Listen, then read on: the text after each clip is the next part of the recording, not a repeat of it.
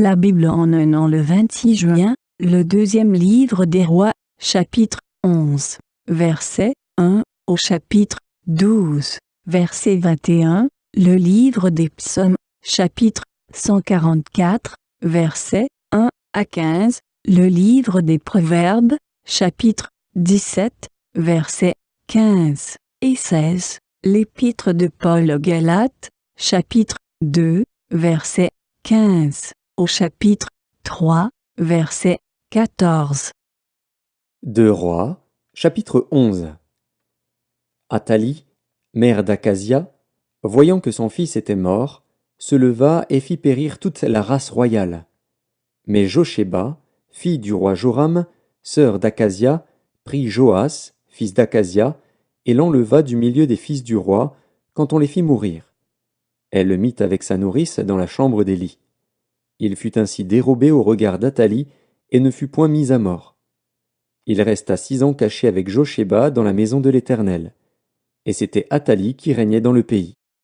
La 7e année, Jéhojada envoya chercher les chefs de centaines des Kérétiens et des coureurs, et il les fit venir auprès de lui dans la maison de l'Éternel. Il traita alliance avec eux et les fit jurer dans la maison de l'Éternel, et il leur montra le fils du roi. Puis il leur donna ses ordres, en disant « Voici ce que vous ferez. Parmi ceux de vous qui entrent en service le jour du sabbat, 1/3 doit monter la garde à la maison du roi, 1/3 à la porte de Sûr, et 1/3 à la porte derrière les coureurs. Vous veillerez à la garde de la maison, de manière à en empêcher l'entrée. Vos 2 autres divisions, tous ceux qui sortent de service le jour du sabbat feront la garde de la maison de l'Éternel auprès du roi. Vous entourerez le roi de toutes parts, chacun les armes à la main, et l'on donnera la mort à quiconque s'avancera dans les rangs. Vous serez près du roi quand il sortira et quand il entrera. » Les chefs de centaines exécutèrent tous les ordres qu'avait donnés le sacrificateur Jéhojada. Ils prirent chacun leurs gens, ceux qui entraient en service et ceux qui sortaient de service le jour du sabbat, et ils se rendirent vers le sacrificateur Jéhojada. Le sacrificateur remit aux chefs de centaines les lances et les boucliers qui provenaient du roi David et qui se trouvaient dans la maison de l'Éternel. Les coureurs, chacun les armes à la main, entourèrent le roi, en se plaçant depuis le côté droit jusqu'au côté gauche de la maison, près de l'autel et près de la maison. Le sacrificateur fit avancer le fils du roi, et il mit sur lui le diadème et le témoignage. Ils l'établirent roi et l'oignirent, et frappant des mains, ils dirent « Vive le roi !» Athalie entendit le bruit des coureurs et du peuple, et elle vint vers le peuple à la maison de l'Éternel. Elle regarda, et voici, le roi se tenait sur l'estrade, selon l'usage. Les chefs et les trompettes étaient près du roi. Tout le peuple du pays était dans la joie, et l'on sonnait des trompettes. Athalie déchira ses vêtements, et cria « Conspiration! Conspiration !» Alors le sacrificateur Jéhojada donna cet ordre aux chefs de centaines, qui étaient à la tête de l'armée. « Faites-la sortir en dehors des rangs, et tuez par l'épée quiconque la suivra. » Car le sacrificateur avait dit « Qu'elle ne soit pas mise à mort dans la maison de l'Éternel. » On lui fit place, et elle se rendit à la maison du roi par le chemin de l'entrée des chevaux, c'est là qu'elle fut tuée. Jéhojada traita entre l'Éternel, le roi et le peuple, l'alliance par laquelle il devait être le peuple de l'Éternel. Il établit aussi l'alliance entre le roi et le peuple. Tout le peuple du pays entra dans la maison de Baal, et ils la démolirent. Ils brisèrent entièrement ses autels et ses images, et ils tuèrent devant les autels Mathan, prêtre de Baal. Le sacrificateur Jéhojada mit des surveillants dans la maison de l'Éternel. Il prit les chefs de centaines, les Kérétiens et les coureurs, et tout le peuple du pays. Et ils firent descendre le roi de la maison de l'Éternel, et ils entrèrent dans la maison du roi par le chemin de la porte des coureurs. Et Joas s'assit sur le trône des rois. Tout le peuple du pays se réjouissait, et la ville était tranquille. On avait fait mourir Athalie par l'épée dans la maison du roi. Joas avait 7 ans lorsqu'il devint roi. 2 Rois, chapitre 12. La 7e année de Jéhu, Joas devint roi, et il régna 40 ans à Jérusalem. Sa mère s'appelait Tsibja, de Beer-Shéba. Joas fit ce qui est droit aux yeux de l'Éternel tout le temps qu'il suivit les directions du sacrificateur Jéhojada. Seulement, les hauts lieux ne disparurent point. Le peuple offrait encore des sacrifices et des parfums sur les hauts lieux. Joas dit au sacrificateur, « Tout l'argent consacré qu'on apporte dans la maison de l'Éternel, l'argent ayant cours, savoir l'argent pour le rachat des personnes d'après l'estimation qui en est faite, et tout l'argent qu'il vient au cœur de quelqu'un d'apporter à la maison de l'Éternel, que les sacrificateurs le prennent chacun de la part des gens de sa connaissance, et qu'ils l'emploient à réparer la maison partout où il se trouvera quelque chose à réparer. » Mais il arriva que, la 23e année du roi Joas, les sacrificateurs n'avaient point réparé ce qui était à réparer à la maison. Le roi Joas appela le sacrificateur Jéhojada et les autres sacrificateurs, et leur dit, « Pourquoi n'avez-vous pas réparé ce qui est à réparer à la maison? Maintenant, vous ne prendrez plus l'argent de vos connaissances, mais vous le livrerez pour les réparations de la maison. » Les sacrificateurs convinrent de ne pas prendre l'argent du peuple et de n'être chargés des réparations de la maison. Alors le sacrificateur Jéhojada prit un coffre, perça un trou dans son couvercle et le plaça à côté de l'autel, à droite, sur le passage par lequel on entrait à la maison de l'Éternel. Les sacrificateurs qui avaient la garde du seuil y mettaient tout l'argent qu'on apportait dans la maison de l'Éternel. Quand ils voyaient qu'il y avait beaucoup d'argent dans le coffre, le secrétaire du roi montait avec le souverain sacrificateur, et il serrait et comptait l'argent qui se trouvait dans la maison de l'Éternel.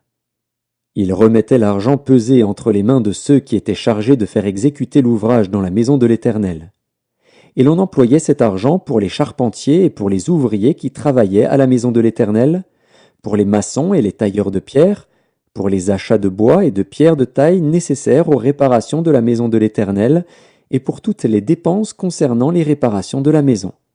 Mais, avec l'argent qu'on apportait dans la maison de l'Éternel, on ne fit pour la maison de l'Éternel ni bassin d'argent, ni couteau, ni coupe, ni trompette, ni aucun ustensile d'or ou d'argent. On le donnait à ceux qui faisaient l'ouvrage, afin qu'ils l'employassent à réparer la maison de l'Éternel. On ne demandait pas de compte aux hommes entre les mains desquels on remettait l'argent pour qu'ils le donnassent à ceux qui faisaient l'ouvrage, car ils agissaient avec probité. L'argent des sacrifices de culpabilité et des sacrifices d'expiation n'était point apporté dans la maison de l'Éternel, il était pour les sacrificateurs. Alors Hazaël, roi de Syrie, monta et se battit contre Gath, dont il s'empara. Hazaël avait l'intention de monter contre Jérusalem. Joas, roi de Juda, prit toutes les choses consacrées, ce qui avait été consacré par Josaphat, par Joram et par Acasia, ses pères, rois de Juda, ce qu'il avait consacré lui-même, et tout l'or qui se trouvait dans les trésors de la maison de l'Éternel et de la maison du roi, et il envoya le tout à Hazaël, roi de Syrie, qui ne monta pas contre Jérusalem. Le reste des actions de Joas, et tout ce qu'il a fait, cela n'est-il pas écrit dans le livre des chroniques des rois de Juda? Ses serviteurs se soulevèrent et formèrent une conspiration. Ils frappèrent Joas dans la maison de Mio, qui est à la descente de Sia. Josacar, fils de Chiméath, et Josabad, fils de Shomer, ses serviteurs, le frappèrent, et il mourut. On l'enterra avec ses pères dans la ville de David.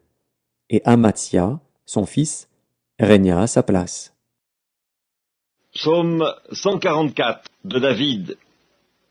Béni soit l'Éternel mon rocher, qui exerce mes mains au combat, mes doigts à la bataille, mon bienfaiteur et ma forteresse, ma haute retraite et mon libérateur, mon bouclier, celui qui est mon refuge, qui m'assujettit mon peuple. Éternel, qu'est-ce que l'homme pour que tu le connaisses? Le Fils de l'homme pour que tu prennes garde à lui? L'homme est semblable à un souffle, ses jours sont comme l'ombre qui passe. Éternel, abaisse tes cieux et descends, touche les montagnes et qu'elles soient fumantes. Fais briller les éclairs et disperse mes ennemis, lance tes flèches et mets-les en déroute, étends tes mains d'en haut, délivre-moi et sauve-moi des grandes eaux, de la main des fils de l'étranger dont la bouche profère la fausseté et dont la droite est une droite mensongère. Ô Dieu, je te chanterai un cantique nouveau, je te célébrerai sur le luth à 10 cordes, toi qui donnes le salut au roi, qui sauva du glaive meurtrier David, ton serviteur, Délivre-moi et sauve-moi de la main des fils de l'étranger, dont la bouche profère la fausseté, et dont la droite est une droite mensongère. Nos fils sont comme des plantes qui croissent dans leur jeunesse, nos filles comme les colonnes sculptées qui font l'ornement des palais. Nos greniers sont pleins, regorgeant de toute espèce de provisions. Nos troupeaux se multiplient par milliers, par 10 milliers dans nos campagnes. Nos génisses sont fécondes, point de désastre, point de captivité, point de cris dans nos rues. Heureux le peuple pour qui il en est ainsi, heureux le peuple dont l'Éternel est le Dieu. Livre des Proverbes, chapitre 17. Celui qui absout le coupable et celui qui condamne le juste sont tous deux en abomination à l'Éternel. À quoi sert l'argent dans la main de l'insensé? Acheter la sagesse, mais il n'a point de sens. L'épître de Paul aux Galates, chapitre 2. Nous sommes juifs de naissance et non pécheurs d'entre les païens. Néanmoins, sachant que ce n'est pas par les œuvres de la loi que l'homme est justifié, mais par la foi en Jésus-Christ, nous aussi nous avons cru en Jésus-Christ, afin d'être justifiés par la foi en Christ, et non par les œuvres de la loi, parce que nulle chair ne sera justifiée par les œuvres de la loi. Mais tandis que nous cherchons à être justifiés par Christ, si nous étions aussi nous-mêmes trouvés pécheurs, Christ serait-il un ministre du péché? Loin de là. Car si je rebâtis les choses que j'ai détruites, je me constitue moi-même un transgresseur, car c'est par la loi que je suis mort à la loi, afin de vivre pour Dieu. J'ai été crucifié avec Christ, et si je vis, ce n'est plus moi qui vis, c'est Christ qui vit en moi. Si je vis maintenant dans la chair, je vis dans la foi au Fils de Dieu, qui m'a aimé et qui s'est livré lui-même pour moi. Je ne rejette pas la grâce de Dieu, car si la justice s'obtient par la loi, Christ est donc mort en vain. L'épître de Paul aux Galates, chapitre 3. Ô Galates, dépourvus de sens, qui vous a fasciné, vous, aux yeux de qui Jésus-Christ a été peint comme crucifié? Voici seulement ce que je veux apprendre de vous. Est-ce par les œuvres de la loi que vous avez reçu l'Esprit, ou par la prédication de la foi? Êtes-vous tellement dépourvus de sens? Après avoir commencé par l'Esprit, voulez-vous maintenant finir par la chair? Avez-vous tant souffert en vain? Si toutefois c'est en vain, celui qui vous accorde l'Esprit et qui opère des miracles parmi vous, le fait-il donc par les œuvres de la loi ou par la prédication de la foi? Comme Abraham crut à Dieu et que cela lui fut imputé à justice, reconnaissez donc que ce sont ceux qui ont la foi qui sont fils d'Abraham. Aussi l'Écriture, prévoyant que Dieu justifierait les païens par la foi, a d'avance annoncé cette bonne nouvelle à Abraham. Toutes les nations seront bénies en toi, de sorte que ceux qui croient sont bénis avec Abraham le croyant. Car tous ceux qui s'attachent aux œuvres de la loi sont sous la malédiction. Car il est écrit: maudit est quiconque n'observe pas tout ce qui est écrit dans le livre de la loi et ne le met pas en pratique, et que nul ne soit justifié devant Dieu par la loi. Cela est évident, puisqu'il est dit: le juste vivra par la foi. Or la loi ne procède pas de la foi, mais elle dit: celui qui mettra ces choses en pratique vivra par elles. Christ nous a rachetés de la malédiction de la loi, étant devenu malédiction pour nous, car il est écrit: maudit est quiconque est pendu au bois. Afin que la bénédiction d'Abraham eût pour les païens son accomplissement en Jésus-Christ, et que nous reçussions par la foi l'Esprit qui avait été promis.